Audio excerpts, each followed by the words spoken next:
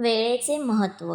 पावसाळा जवळ आला होता म्हणून एक शेतकरी आपल्या घरावरील छताचे कौले बसवत होता. तेवढ्यात एक माणूस त्याच्या अंगणात आला. शेतकऱ्याचे त्याच्याकडे लक्ष नव्हते. त्या माणसाने शेतकऱ्याला मोठ्याने हाक मारली. "अहो दादा, जरा खाली उतरता का? माझं तुमच्याकडे एक काम आहे." शेतकरी शिडीवरून खाली उतरला. माणसाजवळ येऊन त्याने विचारले, "बोला, काय काम आहे? लवकर बोला. हातातलं काम अर्धवट टाकून आलोय मी. काय ते लवकर सांगा." तो माणूस म्हणाला, "दादा, मी भिकारी आहे. मला भूक लागली आहे. मला खाण्यासाठी अन्न हवंय." शेतकरी म्हणाला, "चल माझ्यासोबत. आपल्याला आता काहीतरी खायला मिळेल." म्हणून तो भिकारी शेतकऱ्याबरोबर घराच्या छतावर गेला. शेतकऱ्याने भिकाऱ्याला आपल्यासोबत काही कौले बसवायला लावली. नंतर त्याला म्हणाला, "जा, आता माझ्या कामाचा जेवढा खोळंबा तू केलायस तेवढा काम तू केलं आहेस. पण मला जेवण आज माझ्याजवळ काहीच नाही. मी तुला कोणतीच मदत करू शकत नाही." हे ऐकताच भिकारी चिडून म्हणाला, "जर हेच सांगायचं होतं तर ते खालीच सांगायचं. वर कशाला घेऊन आलात?" शेतकरी म्हणाला,